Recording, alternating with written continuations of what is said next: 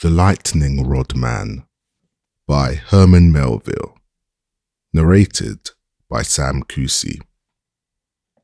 What grand irregular thunder, thought I, standing on my hearthstone among the Acroceronian hills, as the scattered bolts boomed overhead and crashed down among the valleys, every bolt followed by zigzag irradiations and swift slants of sharp rain, which audibly rang like a charge of spear points on my low shingled roof.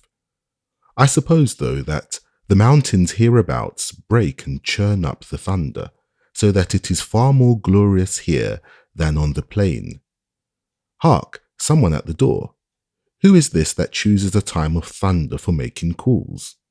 And why don't he, man fashion, use the knocker, instead of making that doleful undertaker's clatter with his fist against the hollow panel?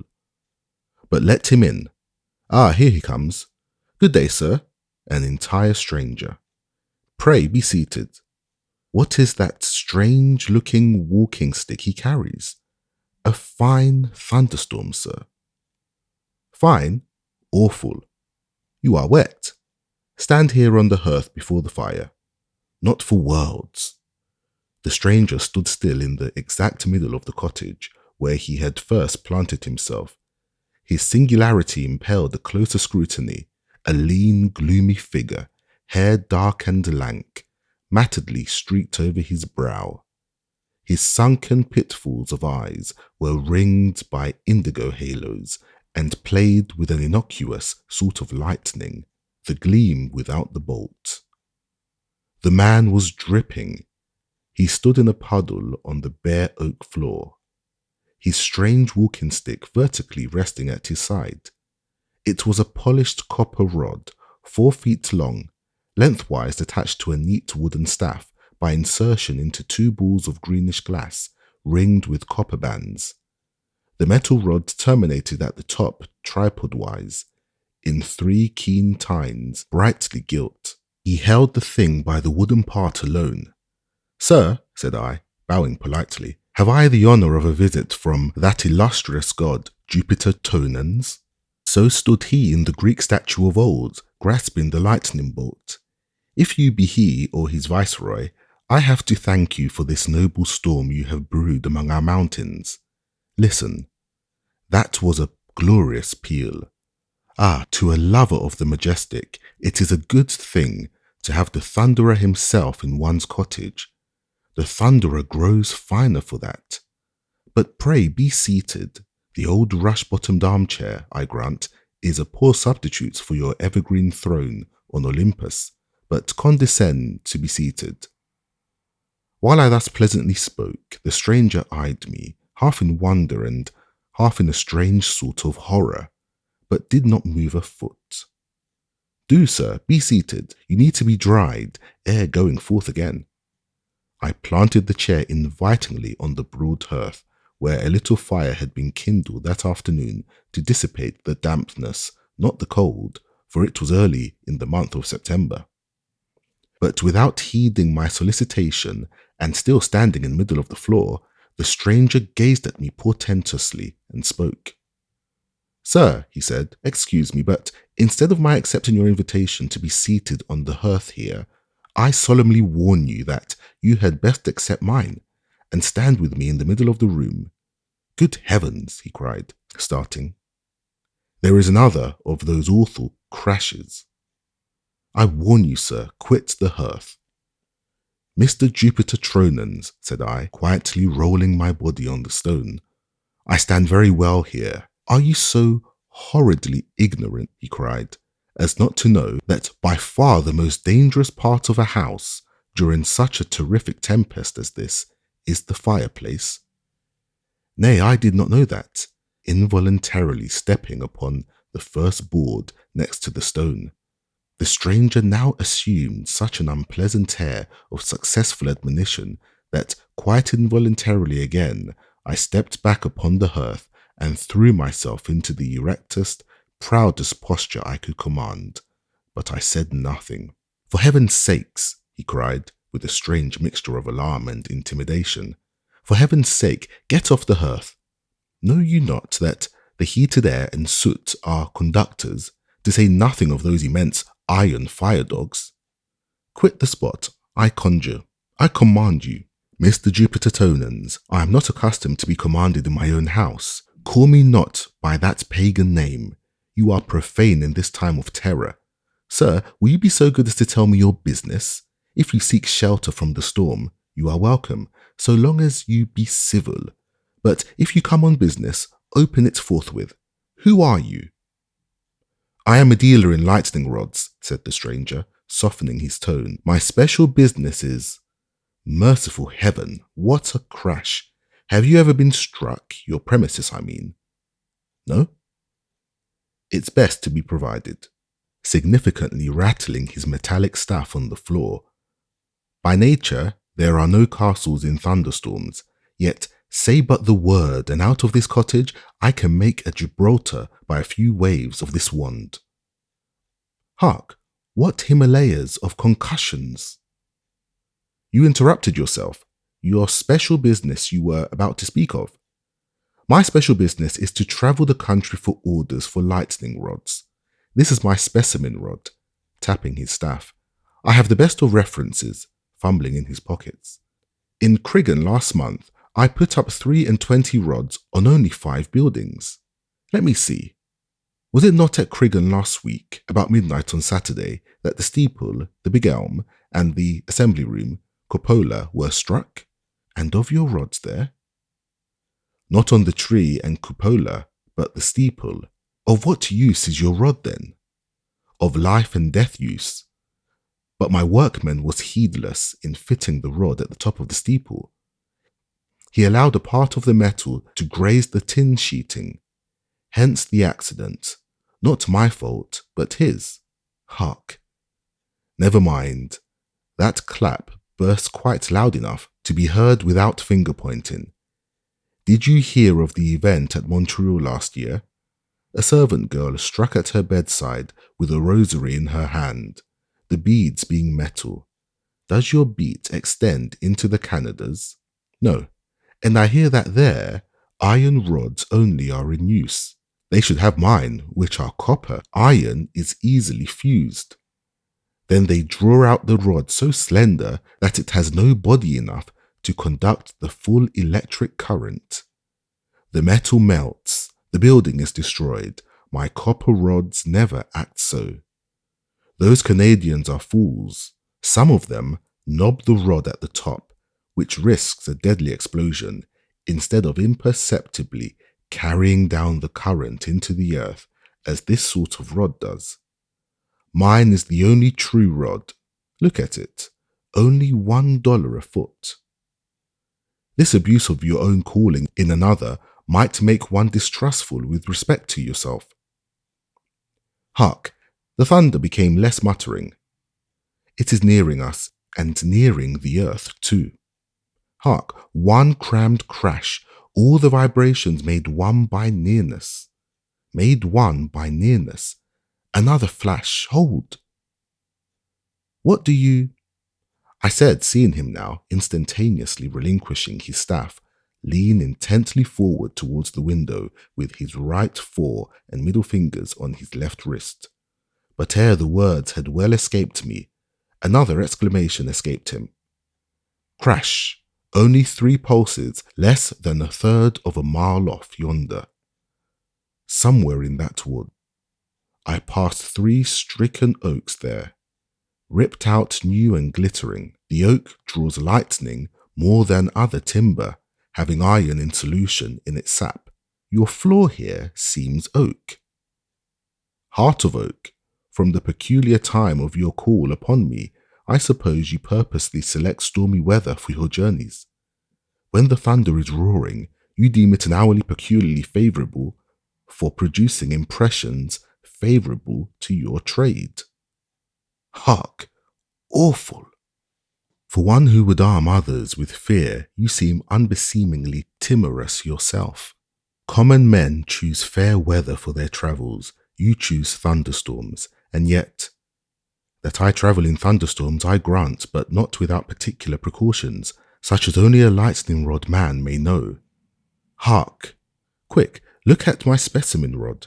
Only $1 a foot. A very fine rod, I dare say, but what are these particular precautions of yours? Yet first, let me close yonder shutters. The slanting rain is beating through the sash. I will bar up. Are you mad? Know you not that yon iron bar is a swift conductor? Desist. I will simply close the shutters then, and call my boy to bring me a wooden bar. Pray, touch the bell pull there. Are you frantic? That bell wire might blast you. Never touch bell wire in a thunderstorm, nor ring a bell of any sort.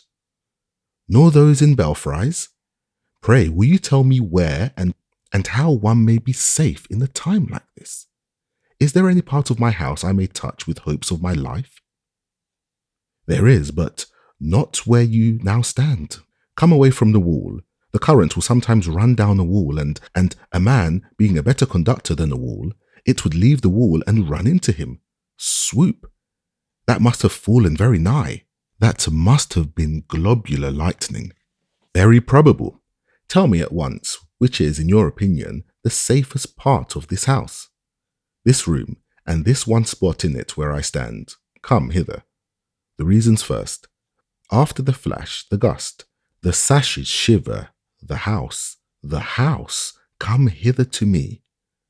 The reasons, if you please, come hither to me. Thank you again. I think I will try my old stand, the hearth. And now, Mr. Lightning Rodman, in the pauses of the thunder, be so good as to tell me your reasons for esteeming this one room of the house the safest, and your own one standpoint there the safest spot in it. There was now a little cessation of the storm for a while. The lightning rod man seemed relieved and replied, Your house is a one-storied house, with an attic and a cellar. This room is between. Hence its comparative safety, because lightning sometimes passes from the clouds to the earth, and sometimes from the earth to the clouds. Do you comprehend? And I choose the middle of the room because if the lightning should strike the house at all, it would come down the chimney or walls. So obviously, the further you are from them, the better. Come hither to me now. Presently, something you just said, instead of alarming me, has strangely inspired confidence. What have I said? You said that sometimes lightning flashes from the earth to the clouds. Aye, the returning stroke, as it is called, when the earth, being overcharged with its fluid, flashes its surplus upward. The returning stroke, that is, from earth to sky. Better and better. But come here on the hearth and dry yourself. I am better here and better wet. How? It is the safest thing you can do. Hark, again, to get yourself thoroughly drenched in a thunderstorm. Wet clothes are better conductors than the body, and so if the lightning strike, it might pass down the wet clothes without touching the body. The storm deepens again. Have you a rug in your house? Rugs are non-conductors. Get one, that I may stand on it here, and you too. The skies blacken. It is dusk at noon. Hark, the rug, the rug. I gave him one, while the hooded mountains seemed closing and tumbling into the cottage. And now, since our being dumb will not help us, said I, resuming my place, let me hear your precautions in travelling during thunderstorms. Wait till this one is past. Nay, proceed with the precautions. You stand in the safest possible place according to your own account. Go on. Briefly then, I avoid pine trees, high houses, lonely barns, upland pastures, running water, flocks of cattle and sheep, and a crowd of men. If I travel on foot as today, I do not walk fast. If in my buggy, I touch not its back or sides. If on horseback, I dismount and lead the horse. But of all things, I avoid tall men. Do I dream? Man avoid man, and in danger time too? Tall men in a thunderstorm I avoid. Are you so grossly ignorant as not to know that the height of a 6-footer is sufficient to discharge an electric cloud upon him? Are not lonely Kentuckians ploughing smitten the unfurnished furrow? Nay, if the 6-footer stand by running water, the cloud will sometimes select him as its conductor to that running water. Hark! Sure, yon black pinnacle is split. Yes, a man is a good conductor. The lightning goes through and through a man, but only peels a tree. But sir, you have kept me so long answering your questions that I have not yet come to business. Will you order one of my rods? Look at this specimen one. See, it is the best of copper. Copper, the best conductor. Your house is low, but being upon the mountains, that lowness does not one whit depress it. Your mountaineers are most exposed. In mountainous countries, the lightning rod man should have most business. Look at the specimen, sir. One rod will answer for a house so small as this. Look over these recommendations. Only one rod, sir, cost only $20. Hark, there go all the granite, onyx and husics, dashed together like pebbles. By the sound, that must have struck something. An elevation of 5 feet above the house will protect 20 feet radius all about the rod. Only $20, sir. $1 a foot. Hark, dreadful. Will you order? Will you buy? Shall I put down your name? Think of being a heap of charred offal, like a halted horse burnt in his stall, and all in one flash. You pretended envoy extraordinary and minister plenipotentiary to and from Jupiter Tonans, laughed I. You mere man who come here to put you and your pipe stem between clay and sky. Do you think that because you can strike a bit of green light from the Leyden jar, that you can thoroughly avert the supernal bolt? Your rod rusts or breaks, and where are you? Who has empowered you, you Tetzel, to peddle round your indulgences from divine ordinations? The hairs of our heads are numbered, and the days of our lives. In thunder as in sunshine, I stand at ease in the hands of my God. False negotiator, away. See, the scroll of the storm is rolled back. The house is unharmed, and in the blue heavens I read in the rainbow that the deity will not, of purpose, make war on man's earth. Impious wretch, foamed the stranger, blackening in the face as the rainbow beamed, I will publish your infidel notions. The scowl grew blacker on his face. The indigo circles enlarged round his eyes as the storm rings round the midnight moon. He sprang upon me, his tri-forked thing at my heart.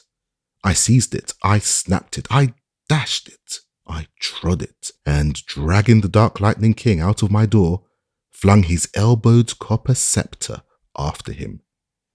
But in spite of my treatment, and spite of my dissuasive talk of him to my neighbours, the lightning rod man still dwells in the land, still travels in storm time, and drives a brave trade with the fears of man.